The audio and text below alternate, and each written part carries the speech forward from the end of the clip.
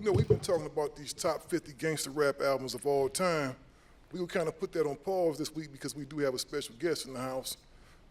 First thing I want to ask you, man, is where did you develop your work ethic?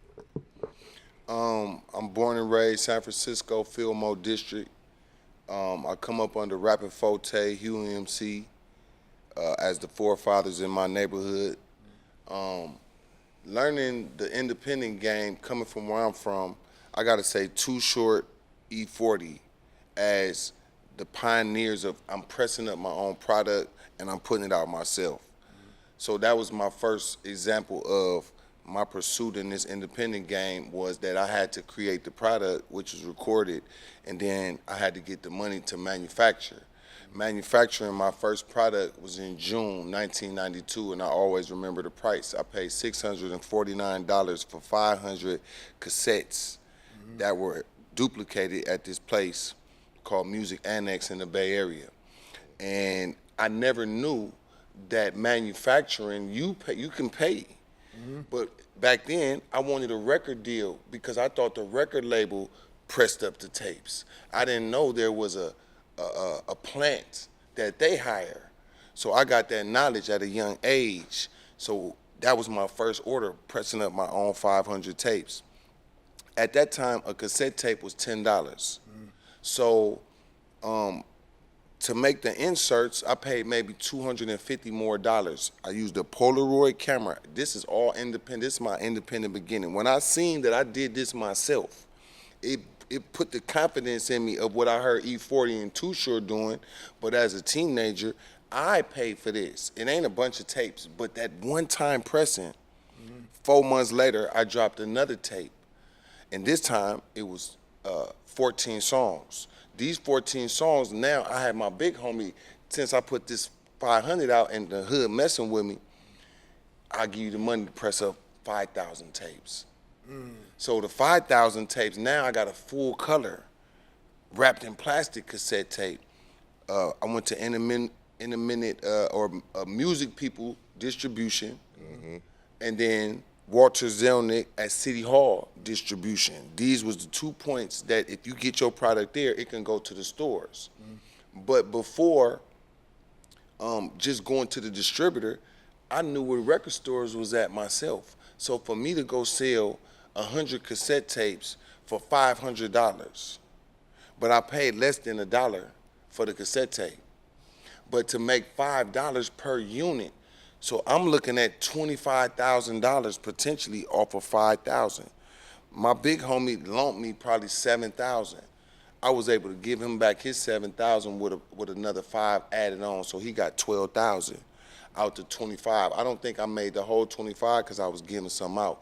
But the concept for a teenager to make $25,000 legally, that is what I think stuck with me throughout all my years, that no matter if I get a deal or not, I learned the secret of let me go press my own. And then that same concept went to when I make films, shoot my own film, and I got to print up DVDs. Back then it was VHS, then it went to DVDs. So it was like cassette tapes, then now a CD costs in the store $16, but to manufacture was $1.25. So just 1,000 CDs is $1,200. That's how we did our math, like a drug dealer. Even if I don't have enough to press up a lot, if I need to pay my rent or if I'm behind, I can remember I don't have a job, so let me make a new project and go just sell a certain amount of copies to get the money. And then a CD, getting half the money was the concept. If I take it to the store, I'm getting $8. So 1,000 discs, I can make 8,000, and I'm selling my whole 1,000 pack because I ain't got no room no more to give them out for free to get my name going. Once your name, the fan base. Once you got just any kind of fan base, I say I could feed this to this population to keep some money.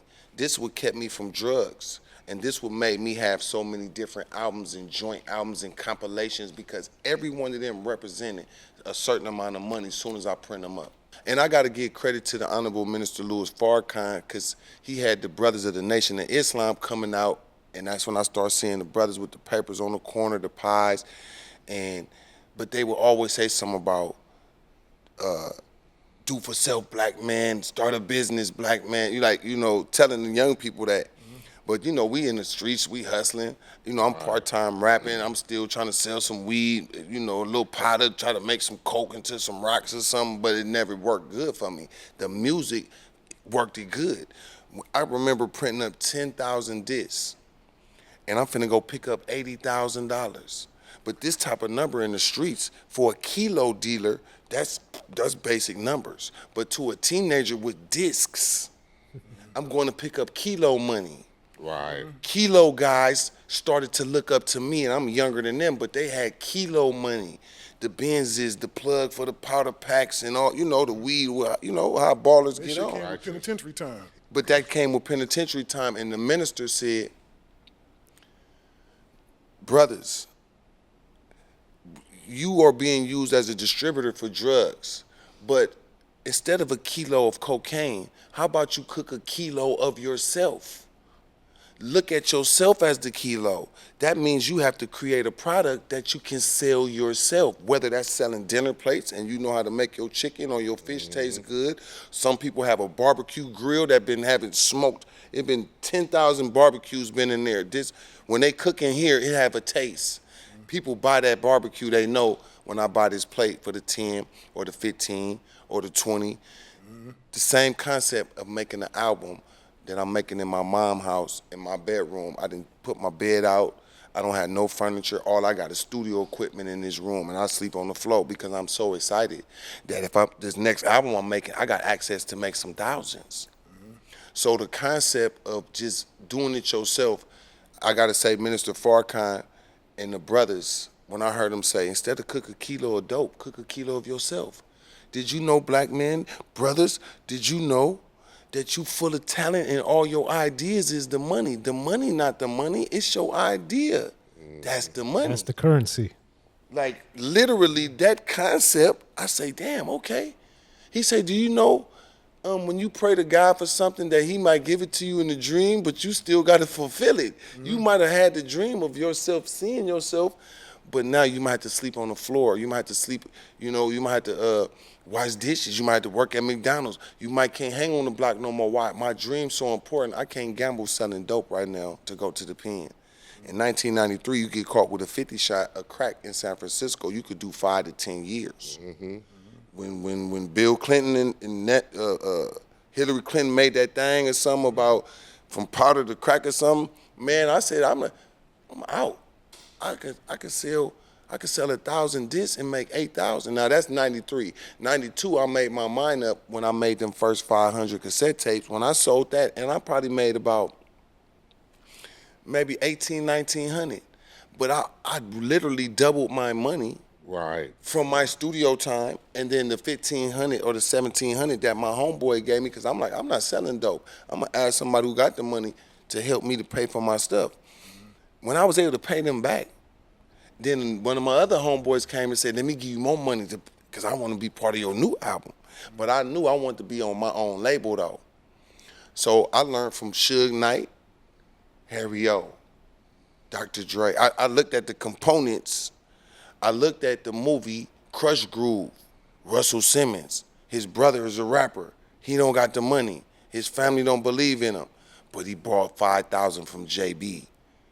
But he didn't pay JB back on time in the movie, and he was getting beat up all through the movie. So I learned from that movie, if you borrow the money, you got to pay the money back. Yeah, you got to get a scratch. I don't know what he was thinking about. They had already got some money. JB was like, I want to be part of the deal now. I'm part of the whole thing now. Yeah, for sure. So the concept, that's the movie that taught me get the money back.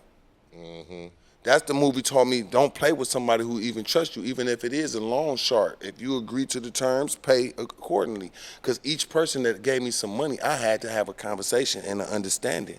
And it wasn't on contract. It's whatever we say right now, that's the deal.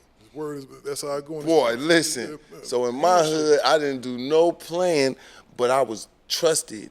If JT need money for something, any one of y'all could give JT some money, and he gonna bring back that. Gangster Chronicles, we gon' tell you how it goes. If I lie, my nose will grow like Pinocchio. We gon' tell you the truth and nothing but the truth. Gangster Chronicles, this is not your average show.